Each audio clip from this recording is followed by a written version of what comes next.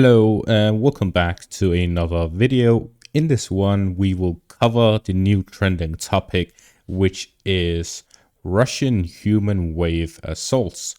This all started with History Legends releasing this video a couple of days ago, breaking the myth of Russian human wave attacks.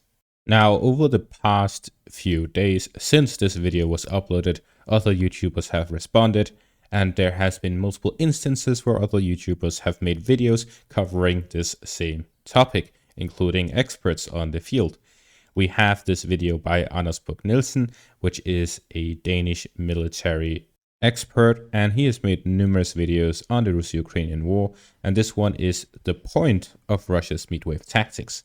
So he's already saying that it is pretty much fact that the Russians are using midwave tactics. He's just explaining why they're doing it. But before we go into these and other videos following this, and my own research as to what I conclude on this situation, whether or not Russians are using it, whether or not the Ukrainians are using human wave tactics.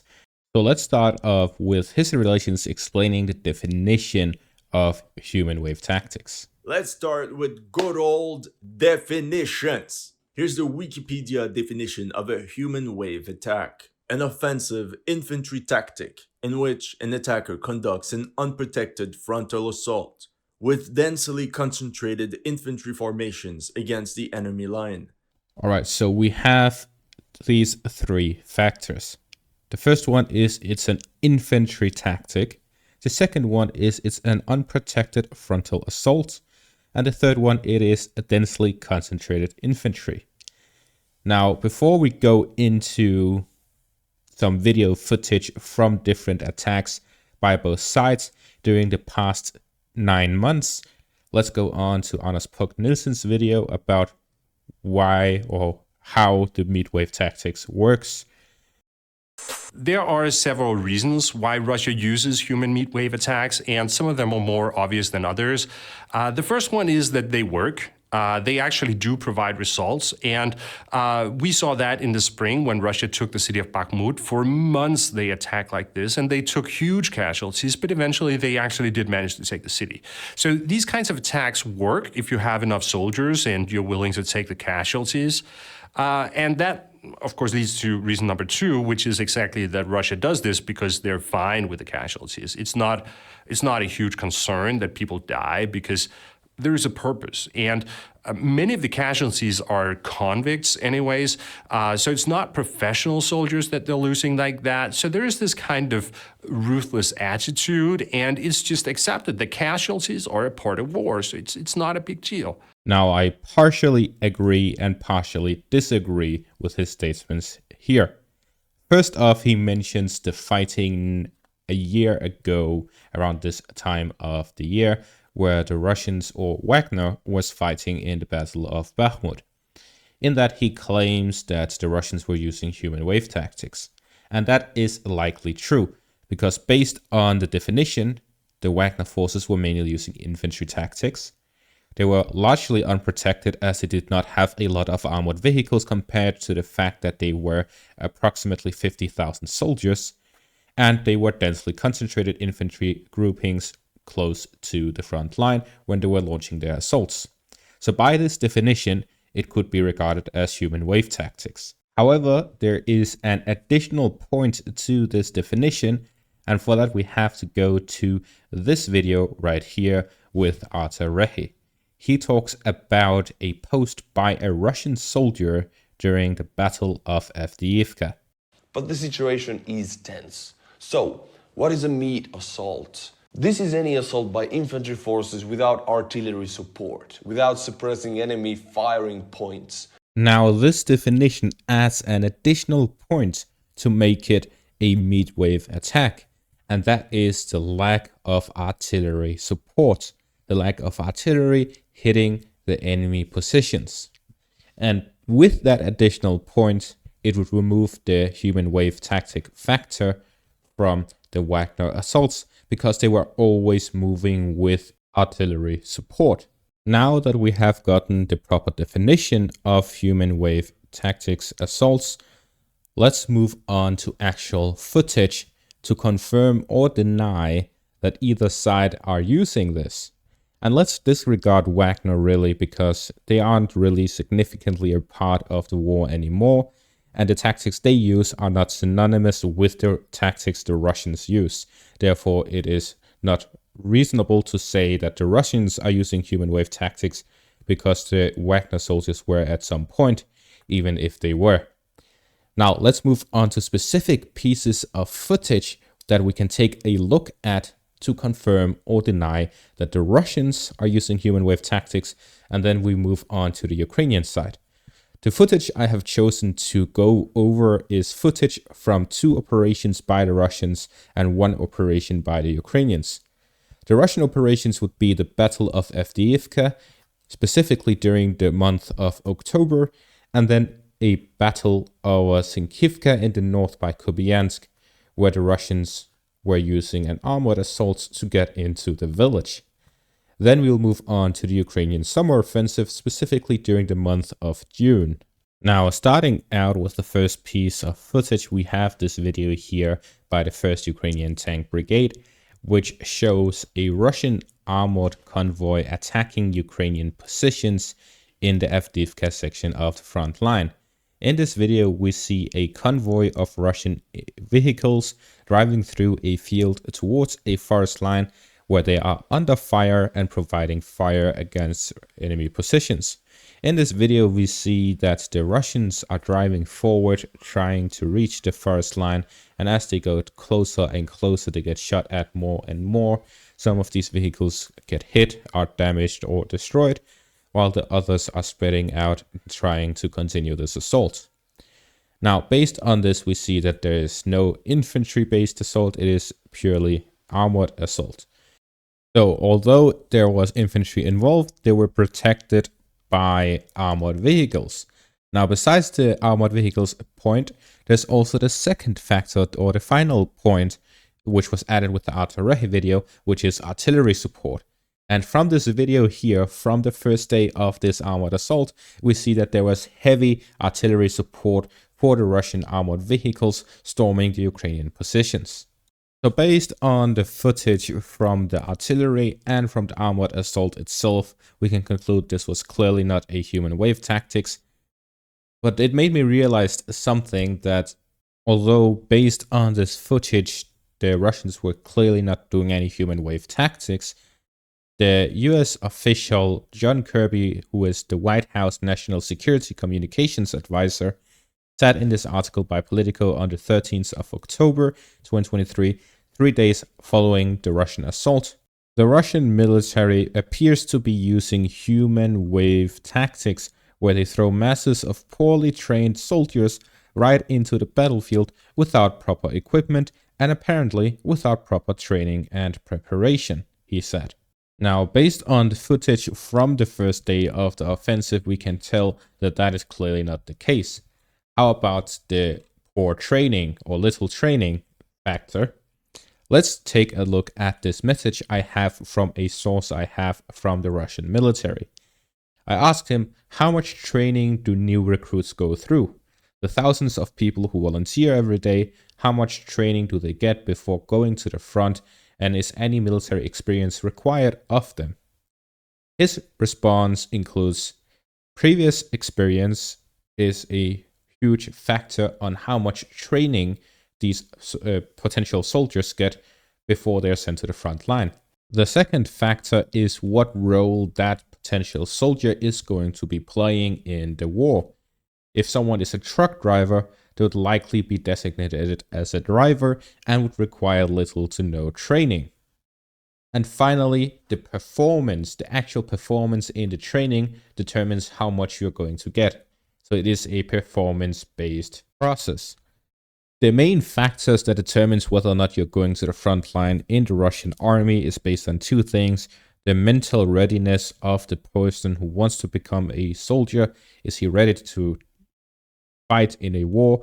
And the second factor is a test they have to undergo, a physical test. And depending on their performance on the test, they have to succeed it before they can go to the front line. Now, based on the data they have from the months of training these volunteers, it tends to be an average of 1 month of training before they go into Ukraine. And once they arrive at the front line or within Ukraine, they are assigned a unit. And with that unit, they undergo a combined training that typically lasts between 2 and 3 weeks, so that they can get used to the command as well as the type of unit that they are assigned to, get to know each other, coordination, and so on. So based on this, it is about 2 months before they're sent to the front line. So without proper training and preparation, I'm not really sure the quality of this 2 months training. I do not have enough details. I haven't undergone it myself. But based on this information, I would say I wouldn't call it a meatwave tactic purely because a 2 months training isn't appropriate according to John Kirby. Now, moving on to the next video, we have this one from Sinkivka. This video here shows a Russian armored convoy and includes several armored vehicles, starting out with 2 tanks, one with mine clearing equipment. They drive into the northern parts of Sinkivka before moving on, and the infantry fighting vehicles are all carrying infantry on top of the vehicles. This video took place in Sinkivka in the month of December at the central part in the 14th or 15th of December. And in the video, we see that these armored vehicles drive into Sinkivka. They drop off several infantry who go into the buildings, and then the armored vehicles drive off, leaving them behind without cover. There's hardly any artillery as we see in this video. There are some Ukrainian drones flying around, directing their own forces to detect the Russian units before these Russian units are stormed by a Ukrainian infantry fighting vehicle. However, this is not a common occurrence in the Russian army. Since the storming of Volodar, this is the only time it has happened and has been caught on camera, so we can confirm that it has happened. And following these assaults, just a few weeks later, the commanders of these units were fired from the army. Based on the footage from the war where we've seen from the Russian side, we can say that it isn't really human wave tactics, but more incompetent tactics by Russian commanders. Instead, it is something that happens when incompetent people are getting into important positions, and this is typically a result of corruption. Therefore, I would conclude that the Russians don't really have a human wave tactics problem. They instead have a corruption problem. Now, moving on to the Ukrainian side, we see here this footage here, which shows several armored vehicles and tanks driving through this fields in the Zaporizhia front during the Ukrainian summer offensive, and they are shooting at a forest line. So based on this, we see again, it is a mechanized assault. It is an armored assault. It's not really any human meat to make a meat assault or human wave tactics assaults. There is a lot of artillery support. We saw that the average use of artillery by the Ukrainians throughout their summer offensive was 6,000 artillery shells a day. We are, of course, not limited to just this one video. We have an additional video here. The Ukrainian summer offensive included a multitude of armored assaults, of which a lot of armored vehicles were lost through those assaults. But in the end, no such human wave tactics took place throughout the whole Ukrainian summer offensive. The closest thing to human wave tactics would be the infantry assault groups, where a small squad of 8 to 12 soldiers would move through the forest lines and try to capture trenches or other fortified positions. But this always happened with artillery support, with artillery suppressive fire on enemy positions, regardless of it was the Ukrainians or the Russians using this tactic, because this tactic was widely used from the month of July 2023 and all throughout to today, where today we still see infantry-based assaults with small squads from 6 to 12 units, with a heavy artillery cover launching assaults on enemy positions, whether it is the Russians or Ukrainians. So what I can conclude from all of these developments and all of the footage I have available from the summer, June 2023, all throughout to today, is that yes, some human wave tactics did take place, arguably, considering that they were dropped off without any support after they were left behind. But mostly it did not happen. There were some stupid assaults, but not really human wave assaults. So in the end, while both sides like to claim that the other side are using human wave tactics, it is not really something that is widely used or systematically used by either side. There have been instances throughout this now over 2-year long war where the Russians have used very stupid tactics, where they launched armored assaults, left infantry behind, or they simply did not provide enough cover for the Wagner fighters in the Battle of Bakhmut. Whichever the case was, in the end, Prigozhin was screaming at a video screen saying, "Where is the shells, Shoigu? Where is the shells, Gerasimov?" But when you have 50,000 infantry with hardly any artillery, then you will end up having to use human wave tactics. So based on the analysis and all of this information, we can conclude that hardly any evidence is available for any sort of human wave tactics. The fighting in Bakhmut, there's no evidence that human wave tactics took place. We just know that the casualties that the prisoners and Wagner soldiers took during the Battle of Bakhmut were larger than the average at any other point since the start of the invasion, and as such, the Russians were taking more casualties, or the Wagner soldiers were taking more casualties during the Battle of Bakhmut than any other battle. Based on the casualty data we have from Media Zona, we see here in January was the time during the whole war period where there were the most casualties, from January and through March, which was the height points of the Battle of Bakhmut. And if we take a look at specifically the PMC troops, we have that this took place from January to May, and the inmates, where they spiked around January to March. So as we can see, based on this information, we can see that the majority of the losses that took place during these quote-unquote human wave tactics took place from January to March, and it was mainly Wagner and inmates who took these casualties, while the Russian army itself are not using this tactic. And the main reason for that is that the Russians were not giving the Wagner PMC enough artillery to give them enough fire support. As such, they were taking more casualty than needed, and the whole Wagner mutiny sprung out of that.